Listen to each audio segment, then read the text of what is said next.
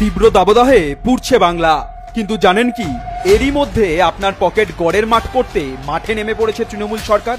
গরমের জেরে ঘরে ঘরে চলছে এসি, ফ্রিজ, কুলার, তার সঙ্গে চড়চড়িয়ে বাড়ছে বিদ্যুতের বিল, আর তা থেকেই মুনাফা তুলে এবার ঘরে তুলছে তোলামূল। কিভাবে জানতে হলে পুরো ভিডিওটি দেখুন।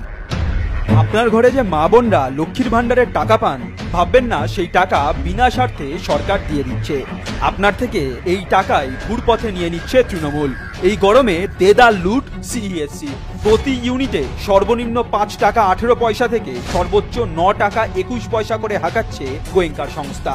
যেখানে দিল্লি, মহারাষ্ট্র, মধ্যপ্রদেশ সহ অন্যান্য অনেক রাজ্যে বিদ্যুৎ বিলে ছাড় দেওয়া হয়, তখন এই রাজ্যে ছাড়ের হার 0।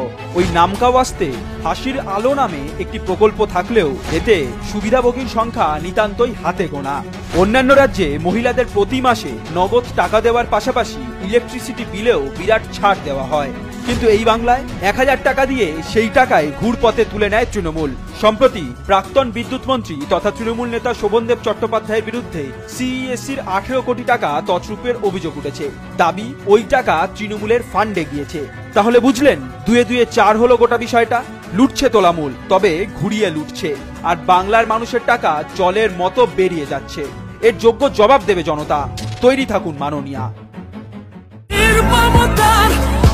প্রতিবাদ ফেরাও বাংলা সোনা।